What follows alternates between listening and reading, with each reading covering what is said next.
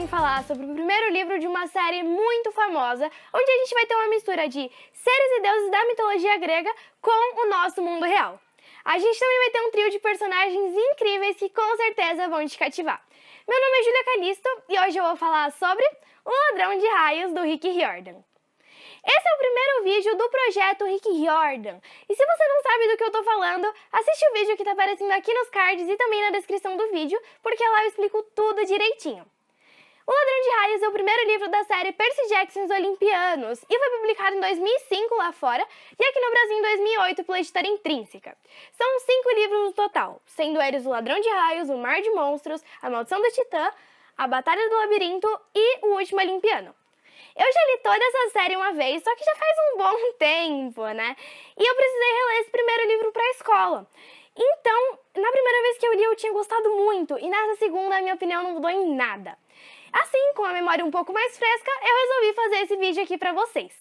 Eu li todos os livros em e-book, e como eu gostei muito, eu queria ter uma das 2 edições, se eu não me engano são 2, que foram publicadas aqui no Brasil, na minha estante, porque essa foi uma série incrível e também uma das primeiras que eu li, um pouquinho ali depois de Harry Potter. Esse livro é narrado pelo próprio Percy, que é um menino de 12 anos que sofre com dislexia e déficit de atenção.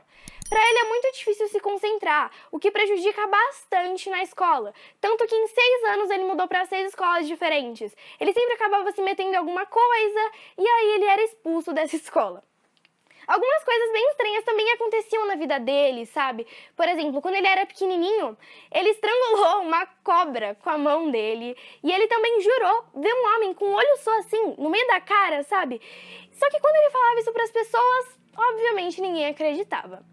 No seu 6º internato, a Academia Yancy, o Percy conhece o Grover, que é um estudante que parece ter repetido de ano algumas vezes, por parecer ser um pouco mais velho, e ele também tem uma deficiência física na perna, porque ele usa muletas. E assim, esses dois se tornam melhores amigos. Lá, o Percy também vai criar simpatia com um dos seus professores, o Sr. Brunner, que é professor de latim. Então, um dia, o Percy com a sua turma e alguns professores, incluindo o Sr. Brunner, fazem uma excursão para um museu. E lá, uma menina irrita muito o Percy e uma coisa bem estranha acontece. Tinha uma fonte ali por perto, sabe, uma fonte de água, e a água dessa fonte mudou de direção assim e caiu em cima da menina. Ninguém sabia o que tinha acontecido, mas obviamente a culpa foi pra cima do Percy. Então uma das professoras que tinha ido nessa excursão, a senhora Dodds, chama o Percy pra conversar. Só que não é bem isso que acontece. Quando eles se afastam da turma, ela se transforma em um monstro e ataca o Percy. Por sorte, o Sr. Brunner chega a tempo e joga uma caneta pro nosso protagonista, e essa caneta se transforma em uma espada. E com essa espada, o Percy consegue matar ou destruir aquela sua professora, monstro, sei lá.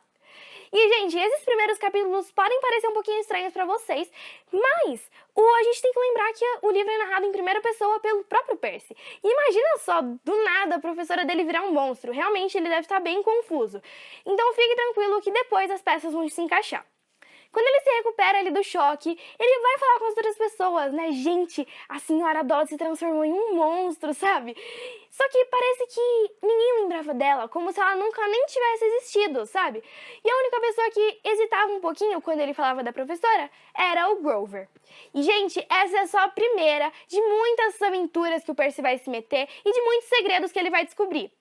Um deles é que ele é um semideus, filho de um dos deuses da mitologia grega.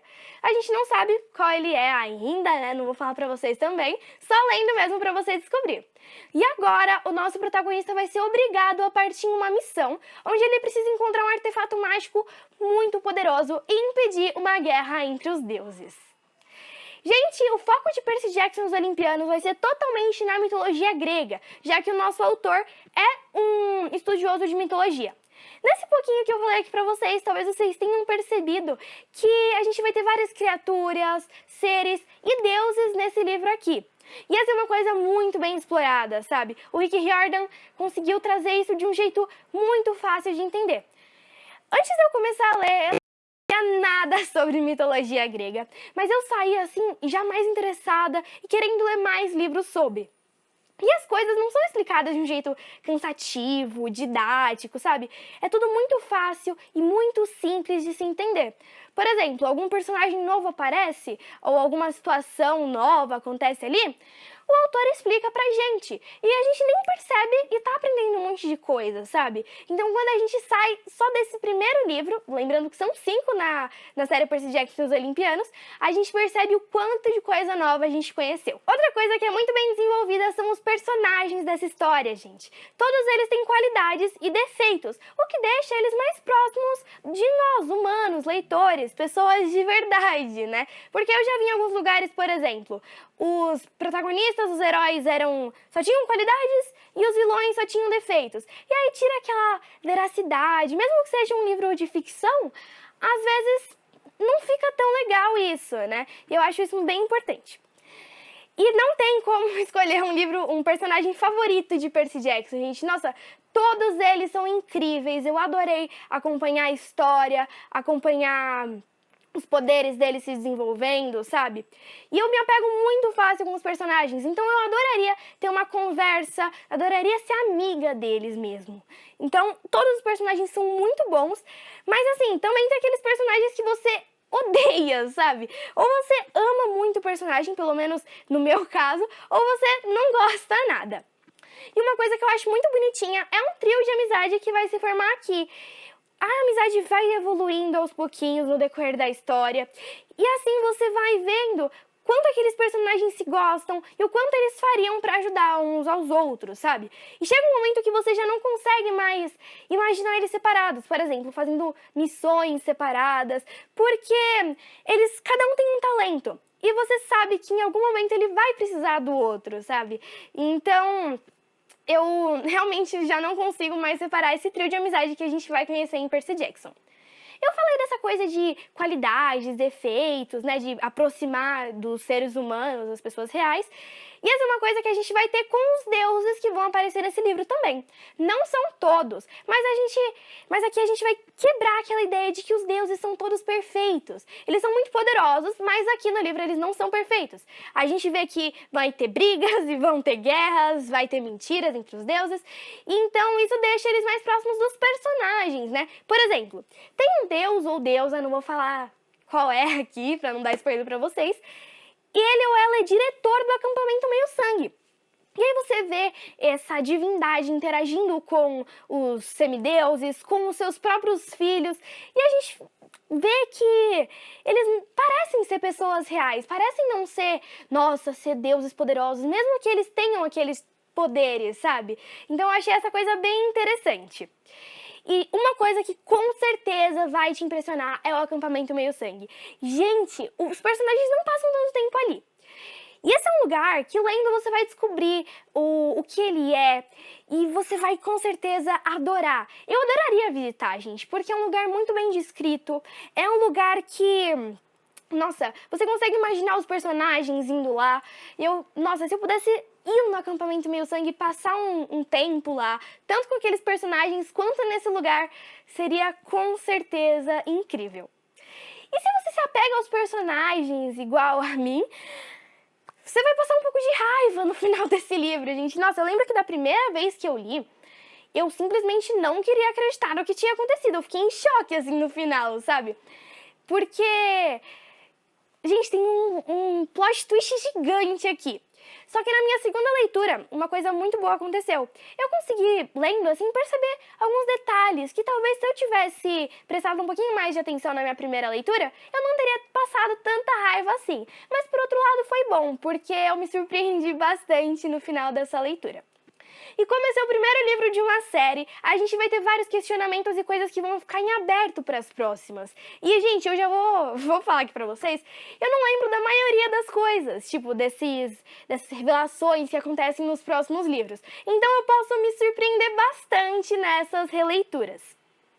O Percy Jackson foi inspirado no próprio filho do Rick Riordan. Ele já disse isso em algumas entrevistas, e ele também contou a história de como surgiu Percy Jackson e os Olimpianos. Ele sempre contava histórias ali pro filho dele dormir, histórias da mitologia grega. Só que chegou um momento que, nossa, ele já tinha ouvido tanta coisa, sabe? Ele também já conhecia ali a maioria das histórias, estava começando a ficar meio repetitivo. Então ele perguntou: pai, por que você não escreve um livro, escreve uma história com mitologia grega? E foi assim que nasceu o Percy Jackson. E, gente, isso mostra pra gente que essas não são só um livro que decidiu escrever assim do nada. Tem toda essa história antes da história por trás, e eu gosto bastante de conhecer esse outro lado. A classificação indicativa de Percy Jackson é para pessoas que tenham mais de 12 anos, indicada para quem tem até 17 anos. Mas, gente, na minha opinião, Percy Jackson tem muito o que ensinar para pessoas de todas as idades. E se você gostar muito de Percy Jackson e os Olimpianos e quiser conhecer séries parecidas, livros parecidos, o Rick Riordan não parou por aí. Ele escreveu várias outras histórias com personagens parecidos, ou livros extras, contos, e eu falei um pouquinho mais sobre isso lá no meu vídeo do projeto, que de novo tá aqui na descrição do vídeo e também nos cards. Então, eu com certeza vou querer conhecer essas outras histórias, e eu espero que vocês também gostem e queiram conhecer.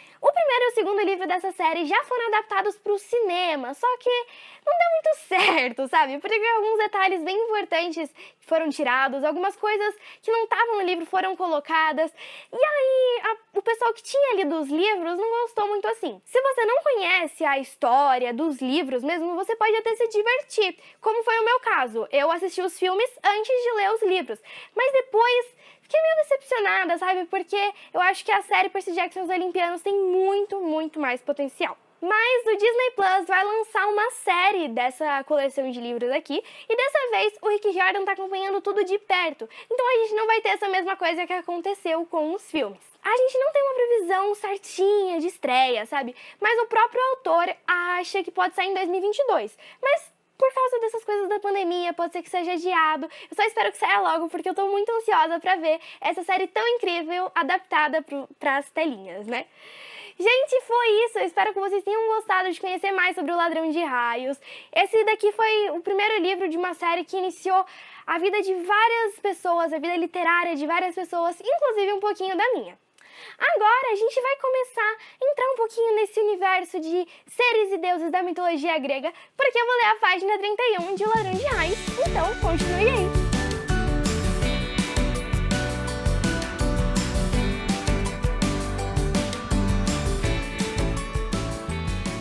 Mas Grover não conseguiu me enganar. Quando eu mencionava o nome Dodds, ele hesitava. Depois alegava que ela não existia, mas eu sabia que ele estava mentindo. Alguma coisa estava acontecendo, alguma coisa havia acontecido no museu. Eu não tinha muito tempo para pensar no assunto durante o dia, mas à noite visões da Sra. Dodds com garras e asas de couro me faziam acordar suando frio. O tempo maluco continuou, o que não ajudava meu humor. Certa noite, uma tempestade de raios arrebentou a janela do meu dormitório. Alguns dias depois, o maior tornado jamais visto no Vale do Hudson tocou o chão a apenas 30 quilômetros da Academia Yancey. Um dos eventos correntes que aprendemos na aula de estudos sociais era o número inusitado de pequenos aviões que caíram em súbitos vendavais no Atlântico naquele ano. Comecei a me sentir mal-humorado e irritado.